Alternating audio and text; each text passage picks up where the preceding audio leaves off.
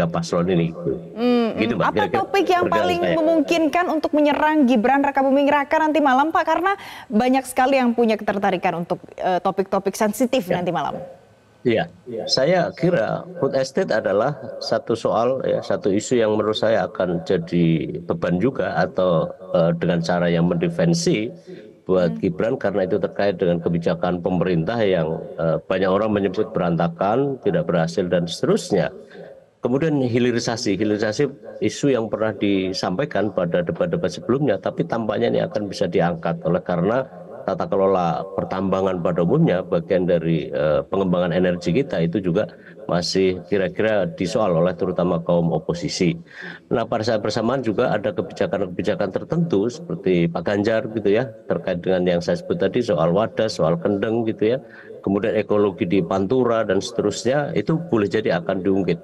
Lalu yang baru adalah soal desa, walaupun desa tentu saja dalam entitas lain dalam pengembangan pembangunan, tapi tampaknya itu akan jadi isu yang cukup menantang ya untuk diangkat, gitu lah. Karena tidak semua orang memahami secara detail, apalagi tadi Budiman Sujatmiko sudah sebut bahwa dia secara khusus nge-briefing kepada Gibran terkait dengan soal itu, dan saya tahu bahwa Pak Budiman Sujatmiko adalah satu dari sekian orang yang menginisiasi terhadap RUU Desa gitu ya. Nah mungkin Pak dia akan NHS, melakukan briefing itu.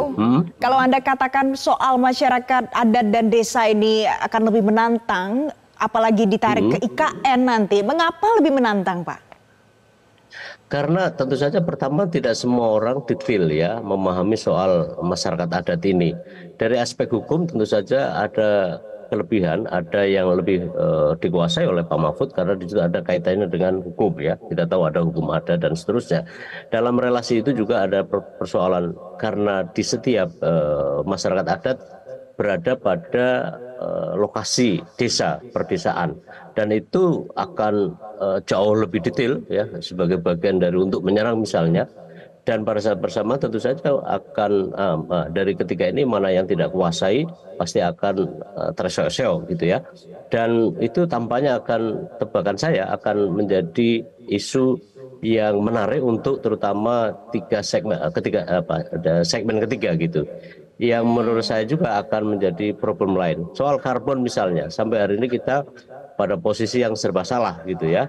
Karena di satu sisi harus ada pendapatan, pada saat bersamaan juga akan harus dikelola dengan baik-baik gitu ya. Lalu saya menduga juga bahwa pajak motor yang rencananya akan ditingkatkan oleh pemerintah, yang itu kalau kita tarik ya dalam konstruksi kerusakan lingkungan misalnya, sementara itu pada saat bersamaan itu membebani, itu juga dugaan saya atau akan diangkat sebagai isu untuk menyerang maupun mendefensi terhadap debat nanti malam. Saya Oke, rasa di situ oke. Pak Valen. Oke, jadi ada akan bahas soal carbon capture juga, soal kendaraan Ya, listrik juga, soal masalah lingkungan, polusi udara juga. Tapi Pak ya. NHS, apa yang paling membuat anak muda akan terpikat kalau dalam pembahasan untuk debat nanti malam? Anak muda selalu akan berkait dengan dua hal ya. Pertama tentang keadaannya sekarang, gitu ya. Apakah kondisi sekarang memang mengakomodasi terhadap kepentingan mereka. Dan yang kedua, dan ini yang selalu dalam sejumlah misalnya Desa Anies gitu ya, maupun platform TikTok yang dia gunakan adalah soal masa depan. Soal pekerjaan masa depan, kepastian akan masa depan baik bagi dirinya, bagi masyarakatnya, dan bagi bangsanya. Dan tampaknya itu kalau setiap kandidat tiga cawapres ini mampu meyakinkan kepada anak-anak muda generasi Z dan generasi milenial akhir, tampaknya dia akan mampu memetik poin terhadap soal ini. Dan saya yakin jika itu mampu, ya saya rasa dia akan memperoleh keuntungan poin tadi itu. Nah, tampaknya memang ini yang akhir dari seluruhnya adalah bahwa debat ini akan menjadi penentu sebelum akhir dari dua yang terakhir, ya ini adalah kali kedua yang terakhir sebelum nanti akhirnya adalah untuk capres. Nah, di situ tantangan banget buat cawapres ini untuk menarik simpati, menarik keyakinan anak muda. Dan kalau lihat dari peta, sepekan terakhir begitu banyak survei yang masih membingungkan, tetapi satu hal yang pasti undecided voters yang itu sebagian besar, karena kita tahu bahwa 52% dari pemilih kita hari ini adalah anak Anak muda, generasi milenial milenial dan Z akhir ya. dan juga adalah generasi Z. Dan jika ingin memenangkan debat, taruhlah sebaik mungkin ya untuk menarik simpati dari mereka. Dan undecided voter kalau kita yakini ada sebanyak 27 sampai 28%, tentu berada di sini di Baik. debat ini. Pak NHS, kan yang kita bahas sekarang adalah bagaimana nanti supaya unggul nanti malam. Karena ini adalah debat terakhir untuk para cawapres ini. Selain yang dikejar undecided voters, juga anak-anak muda.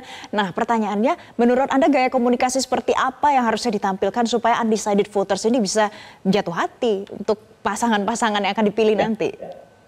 Ya, tantangan ya, bahwa cara mengofensi terhadap debat ini di satu sisi memang menguntungkan, terutama buat paslon nomor 1, tetapi pada saat bersama lain kemudian ada politisasi terhadap persoalan ini, lalu melarikan ke hal-hal yang bersifat simplifikatif gitu ya, dan itu mengaburkan terhadap substansi. Dan saya kira itu tantangan buat paslon nomor 1, buat Caimin dan Pak Anies, di saat bersamaan juga cara untuk mendefensi terhadap kebijakan lalu menyerang gitu ya, mengofensi secara terbalik gitu ya.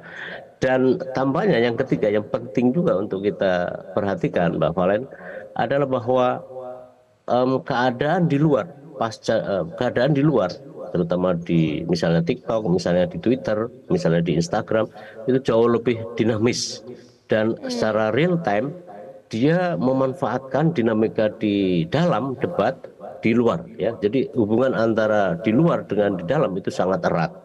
Kita tahu bahwa ada panggung depan, ada panggung belakang. Dan yang berikutnya adalah soal bahwa seluruh hal ini akan menjadi preferensi buat pemilih, dan hati-hati saja bahwa sikap masyarakat, preferensi masyarakat pemilih kita kadang-kadang bersifat melankolis. Dan melankolis itu menyerang tetapi dengan cara yang terlalu keras, itu juga bisa kontraproduktif gitu ya. Nah, saran saya adalah bahwa debat dengan cara yang sopan, karena masyarakat kita sebagian besar juga berada di pemahaman itu secara kultur. Dan ini hati-hati bahwa semua harus juga cantik ya, dengan menggunakan bahasa yang baik, yang sopan, tetapi tidak menghilangkan cara-cara substantif yang ingin disampaikan. Dan saya rasa debat kali ini akan membuat paslon nomor 1, nomor 2, dan nomor 3 akan jauh lebih hati-hati, dan dia akan belajar ya, tentu saja pada debat-debat putaran-putaran sebelumnya, 3 putaran sebelumnya itu.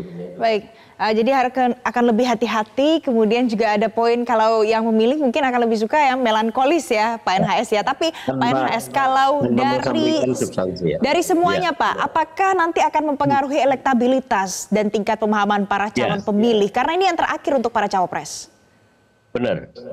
Dan kalau kita lihat survei, hampir 10 survei dalam pekan ini, pada akhirnya memberi simpulan bahwa debat juga mempengaruhi gitu ya. Misalnya indikator politik Indonesia jelas bahwa orientasi pemilih akan juga tergantung pada kualitas tidaknya, menguntungkan tidaknya gitu ya, capable tidaknya diukur dari debat ini. Dan debat ini tampaknya akan sedikit banyak akan memberi kontribusi terhadap elektabilitas ya. Memang harus kita, baru akan kita lihat pada 1-2 hari setelah itu. Tetapi di situ sesungguhnya bahwa debat ini akan memberi kontribusi yang cukup besar buat elektabilitas setiap paslon gitu ya.